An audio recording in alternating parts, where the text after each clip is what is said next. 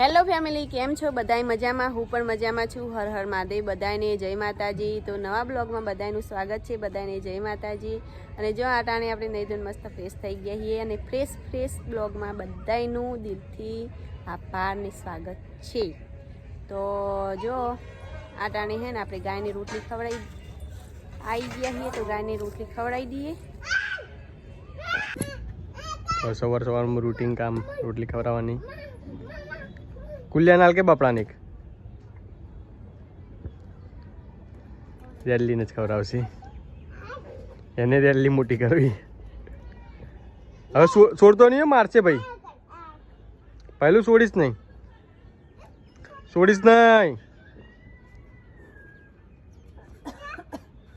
આપણે રોટલી ખવડાવીને ગાય માતાને આપણે છોડી મૂક્યા છીએ. તો કુલદીપભાઈએ જો હેરાન કરવાનું ચાલુ થઈ ગયું. કાયમિક જેમ રેલીને હેરાન કરે એમ કરવા માંડ્યા છે. ને રેલી પણ હવે કંટાળીને કુલદીપને મારવા આવે તો જો દોરા ના હો ગાય દોર પેલી હોકર હમી કરવી હતી ને એના ઉપરથી ને પાછો ધોરશે રીજો.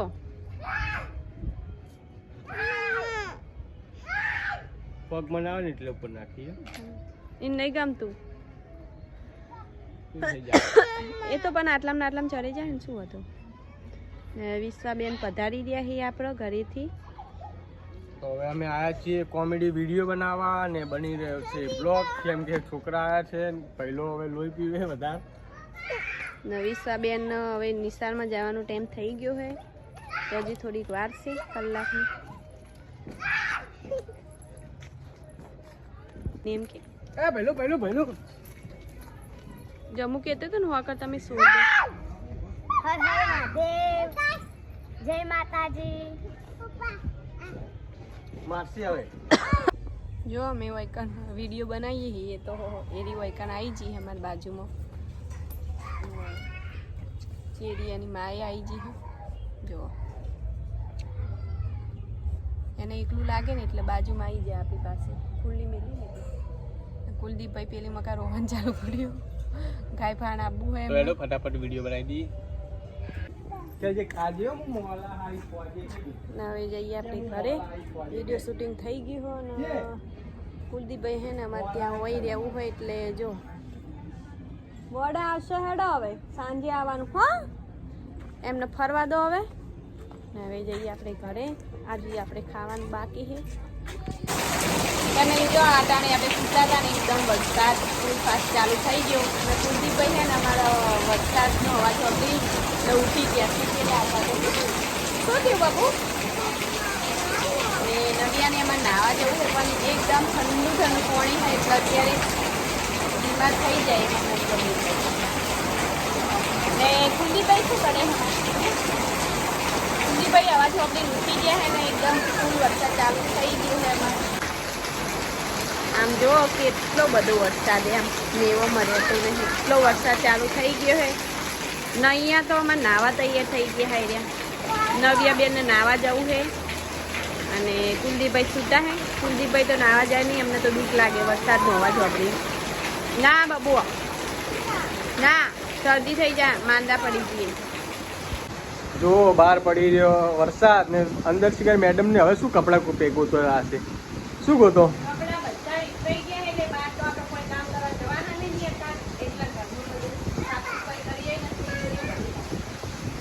એટલે નવરા પડતા જ એમ બહુ બીજી હોય. બહુ બીજી હોય તમે. શું બાબા જવાનું? પહેલું કે બાબા જવાનું?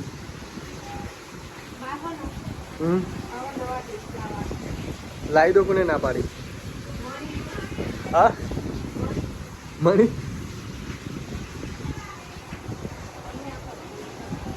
એ તો પહેલું ના નવી હા ને આમ બંડીઓ મને નહીં જડતી.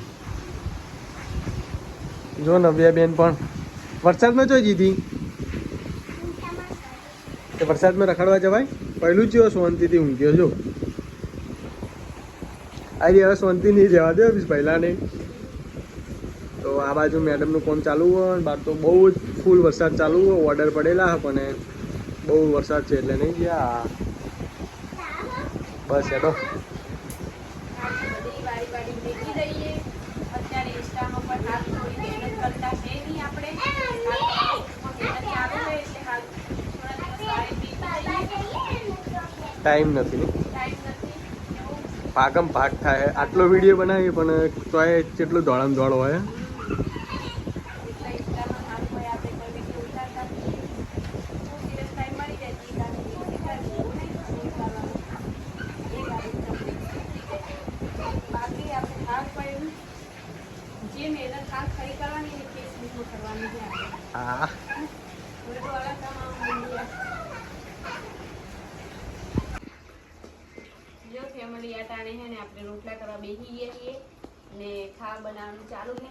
તો હાલો બધા ખાવા ગરમ ગરમ રોટલા અને શાક. જો આપણે આજ તો બટાકા ડુંગળીનું શાક કર્યું કારણ કે બહાર એટલો બધો ફૂલ વરસાદ ચાલુ છે ને આજે. તો બહાર આજ તો આપણે શાકભાજી લેવા જ્યાં જ નહીં. આમ તો 4 રસ્તા આપણે શાકભાજી લેવા જવાનું થતું અટાણે, પણ આજ તો શાક લેવા જ્યાં જ નહીં કારણ કે વરસાદ ચાલુ છે અને આજ તો કોઈ લારીઓ એટલી બધી ઊભી હોય નહીં શાકની. એટલે આપણે આજે છે ને બટાકા ડુંગળીનું સાદી સિમ્પલ શાક બનાવી દીધું છે ને રોટલા બનાવ્યા છે. તો હાલો બધાય ખાવા. અને પાછું કુલદીપભાઈને છે ને આજે મારે તાવ આવી ગયો છે. તો કુલદીપભાઈને હવે જોઈએ, હવે દવાખાને લઈ જવા પડશે. વરસાદ આવતો હશે તો પણ શાક લેવા જવાની તો ચાલે, પણ કુલદીપભાઈને છે ને તાવ આવી ગયો તો દવા પહેલાં લઈ આવીએ ખાવા બનાવીને. તો દવા થોડું પી જાય એટલે થોડું શું સારું થઈ જાય. અને સાહેબને હવે ખાવાનું કાઢવાનું કહેતા હતા પણ સાહેબને નોકરી આવી, ઓર્ડર આવે તો ઓર્ડરમાં જાય છે સાહેબ. કુલદીપભાઈ જો હવે થોડા ફૂલાઈને અમે ખાવા બેહાડે કારણ બેસતા નતા ખાવા. થોડા બોય બટા મારા દીકરાને આજે તાવ આવી ગયો હે કુલદીપને ને હવે ઠંડુ થાય ને, ઠંડુ થાય. ઓ બાપી નખરા નખરા એકલા કાઈ કાઈ કાઈ કહેતા આવડે ખાલી. કુલદીપભાઈ હવે થોડું ખાઈ લે ને તો શું કર દવા પીવામાં થોડું સારું રહે. દવા પીવડાવે ને વળી થોડું નાસ્તો કરી લે ને તો પછી આપણે છે ને થોડી દવા પીવડાવી દઈએ. તો જો ગરમ ને ગરમ મંડે ઠંડુ થવા દે બટી. ને અહીંયા વિશ્વાબેન અમારે જો ચોપડી લઈને ભણવા બેસી ગયા છે. લેસન બેસન કરતા નહીં વિશ્વાબેન. હું તો ટીચરે કીધું ઝડપ વાંચવાની રાખતા તો બધું લખતા આવડે પણ ઝડપ ના વાંચતા નહીં આવડતું એમ. વાંચવાનું આમ કઈ આમ ઝડપીથી બોલવા દો ને એટલે ભૂલી જાય. એવું એટલે ટીચર કે ધીરે ધીરે કરીને થોડું બોલ એટલે. ને હવે બબુ ખાઈ લે તો આપણે થોડી દવા પાઈ દઈએ બબુને. ને અહીંયા છે ને અમારા નવિયા બેન આજ થોડા છે ને વહેલા હોઈ ગયા છે. આમ જો આખો દિવસ ઊંઘ્યા નહીં ને એટલે આજે વહેલા હોઈ ગયા છે. ને આ જો બબુ આવી ગયા છે મોબાઈલ લઈને. જો બબુ ખાઈ લો હવે ફટાફટ દવા પીવાની છે દીકાને. ચમ નહીં પીવી દવા ચમ. ને વરસાદે પણ બહાર ચાલુ છે એટલે આપણે જોઈએ ઘરમાં તાવની બાટલી તો લગભગ પડી જશે તો બબુને પહેલાં દવા પીવડાવી દઈએ. હે બબુ દવા પી જશે દીકો તો પછી પનિશ કાકાને ફોન કરવો પડશે. કેવી બબુ મેટી દવા હાલે આટલી પીજા હેડ.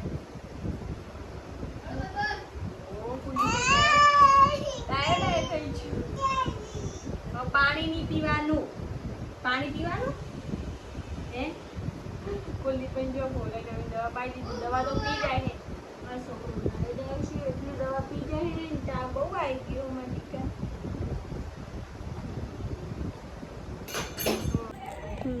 બબુ હવે ખાવા બેઠા છે તો બબુને ખાતા મેલી છે ને આપણે વાડામાં આવ્યા છે ને. આ તો જો થોડો વરસાદ હવે થોડો બંધ થઈ ગયો રહી ગયો એટલે ગારો ફક્ત ચંપલ ફસાઈ ગયું. અને પપ્પા છે ને શાંતિથી પેલા ત્યાં ઊંઘ્યા છે. અને અહીંયા તો જો કેટલું બધું પાણી ભરાઈ ગયું હો અને એકદમ મસ્ત બહાર આવે ને એટલે મસ્ત ઠંડુ ઠંડુ વાતાવરણ વરસાદ પડ્યો એટલે